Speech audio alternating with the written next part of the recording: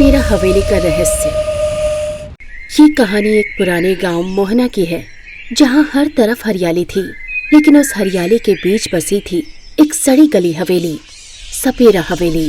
कहा जाता था कि वहां रात को सांपों का नाच होता है और कभी कभी वहां से चीखों की आवाजें आती हैं। लोग उस हवेली से दूर रहते थे, लेकिन एक परिवार जो 7 भाइयों और एक बहन का था, उस हवेली के पास ही रहते थे। मोहना गांव का जीवन सामान्य था। लोग खेती करते, बच्चे खेलते, लेकिन सपेरा हवेली के पास कोई नहीं जाता। 7 भाई बहन शिवानी को बहुत प्यार करते थे। उनके माँ बाप की मौत एक रहस्यमयी दुर्घटना में हुई थी, जिसके बाद दीपक ने सभी की जिम्मेदारी संभाली। दीपक भैया, मैं कल हवेली के पास गई थी, वहाँ एक काला नाग देखा। क्या? तू पागल हो गई है? वहां जाना मना है। वहां की हवा भी जहरीली है। काला नाग? कहीं वही तो नहीं जो माँ बाप की मौत का कारण था? किसी दिन हमें वहां जाना पड़ेगा, सच्चाई का पता लगाना होगा। रात के समय अचानक शिवानी गायब हो गई। भाइयों ने पूरे गांव को छान मारा, लेकिन शिवानी का कोई सुराग नहीं मिला। उसी रात राजा ने एक सपना देखा। एक बूढ़ा सपेरा शिवानी को नागिन बना रहा है। चारों ओर खून फैला है। हवेली के नीचे एक गुप्त तहखाना है, जिसमें एक नागमणि चमक रही है। सुबह होते ही सब भाइयों ने मिलकर सपेरा हवेली जाने का फैसला किया। 7 भाई मशालें लेकर हवेली की ओर बढ़े। हवेली की दीवारों पर खून के छींटे थे। जमीन पर सांपों की चमड़ी बिखरी थी। हवा में सड़ांध और मौत की बू थी। भैया, दीवार पर देखो, ये तो शिवानी की चूड़ियां हैं। आगे बढ़ो, कोई डर नहीं, हमें शिवानी को बचाना ही होगा। वो तहखाने से सीढ़ियां उतरते हैं। नीचे एक बहुत बड़ा हॉल था, जहां एक जादुई मंडल बना था। मंडल के बीचों बीच बैठा था एक बूढ़ा सपेरा। आ ही गए 7 अपनी बहन को बचाने, लेकिन अब बहुत देर हो चुकी है। शिवानी अब इंसान नहीं रही, वो मेरी नागिन बन चुकी है। झूठ, हमारी बहन को लौटा दे, वरना तेरी मौत पक्की है। जिस नागमणि की ताकत से मैंने अमरता पाई है, उसी से उसे नागिन बनाया है। अगर नागमणि तोड़ दी गई तो सब खत्म हो जाएगा, लेकिन क्या तुम में हिम्मत है? अचानक एक डरावनी चीख गूंजती है और शिवानी प्रकट होती है। उसका चेहरा आधा इंसान और आधा नागिन का था। उसकी आंखें लाल और बाल बिखरे हुए। भैया, मुझे बचाओ। नागमणि कहाँ है? उस तहखाने के अंदर, जहाँ नागों की आत्माएं कैद है।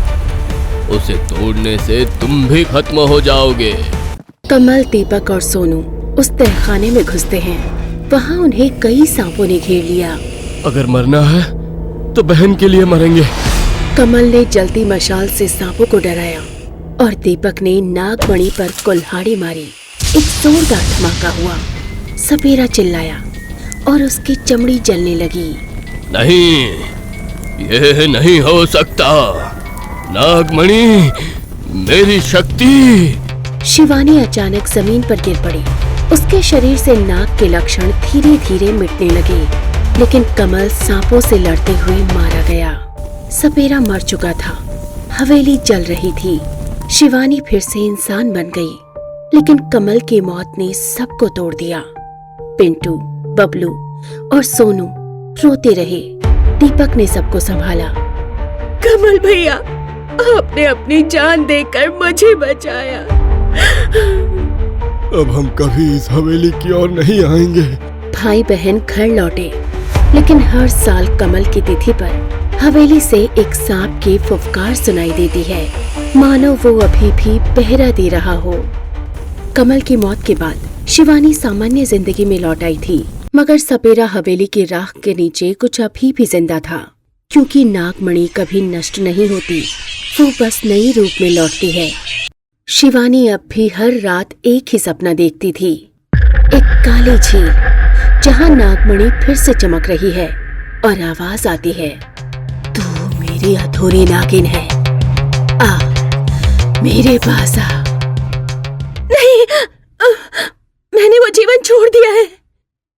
लेकिन उसी दिन गांव में फिर एक घटना होती है।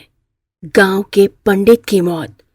शरीर नीला पड़ा, आंखों में नाग का निशान और मुट्ठी में थी राख के अंदर जली हुई नागमणि का टुकड़ा।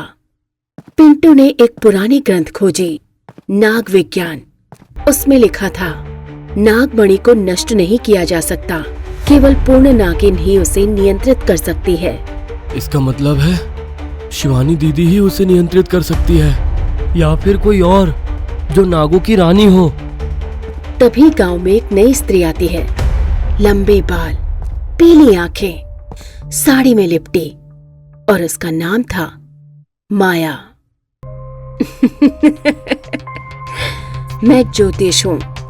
इस गांव में कुछ छिपा हुआ है, रक्त, शक्ति और नाग। धीरे धीरे माया गांव के लोगों को सम्मोहित करने लगी। एक एक कर 5 लोग मरे। उनकी मौतें नाग के डसने जैसी थी। भैया, वो माया कोई सामान्य औरत नहीं है। वो मुझे देखती है जैसे मुझे जानती हो। कहीं वो असली नागिन तो नहीं? एक रात माया ने शिवानी को सपनों में बुलाया। शिवानी चलती हुई उस पुरानी जलती सपेरा हवेली की राख में पहुंची, जहां राख के नीचे फिर से नागमणि बाहर निकल आई, चमकदार, नीली और सांपों से घिरी।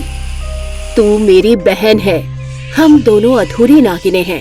नागमणि हमें जोड़ सकती है। नहीं, मैं इंसान हूँ।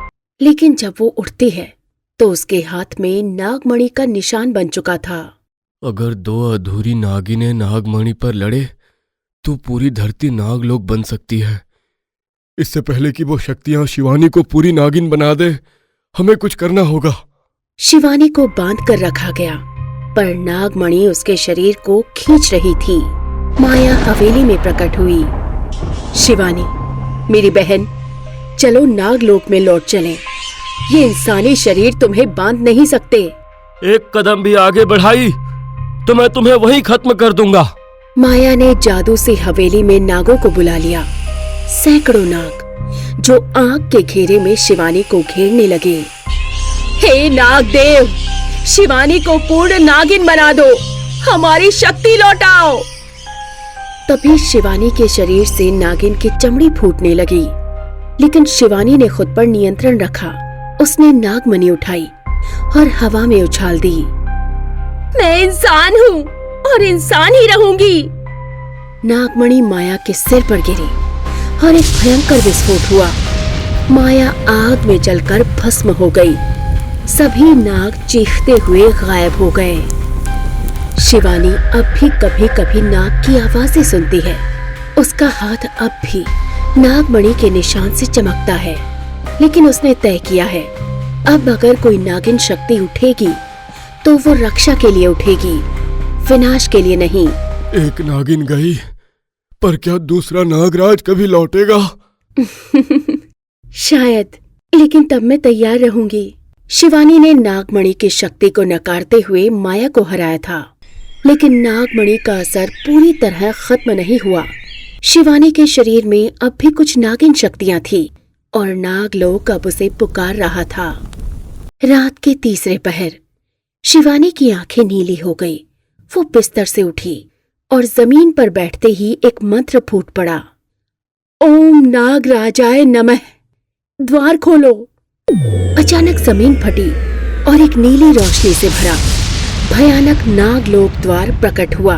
उसे बुलावा आ गया था। नहीं, हम तुझे वहां नहीं जाने देंगे। भैया, ये मेरा अंतिम युद्ध है। अगर मैं नहीं गई तो नागलोक हमारी दुनिया को नष्ट कर देगा। अब मुझे इस कहानी को खत्म करना होगा, हमेशा के लिए।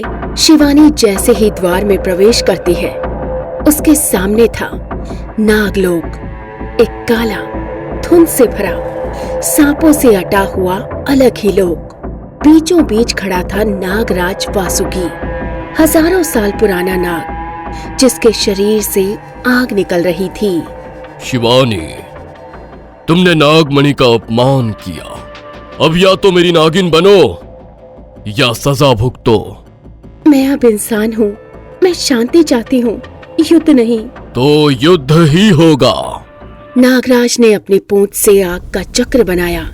शिवानी ने अपनी उंगलियों से नागमणि की शक्ति बाहर निकालनी शुरू की। अब वो पूरी नागिन योद्धा बन चुकी थी, मगर इस बार अपने भाइयों की याद और बलिदान से प्रेरित। मैं नागिन नहीं, इंसान की बेटी हूँ और इंसानियत ही मेरी शक्ति है। लड़ाई शुरू हुई। बिजली की तरह तेज नागराज और तेज जहर छोड़ते नाग। लेकिन शिवानी ने नागमणि को अपने अंदर समाहित कर लिया।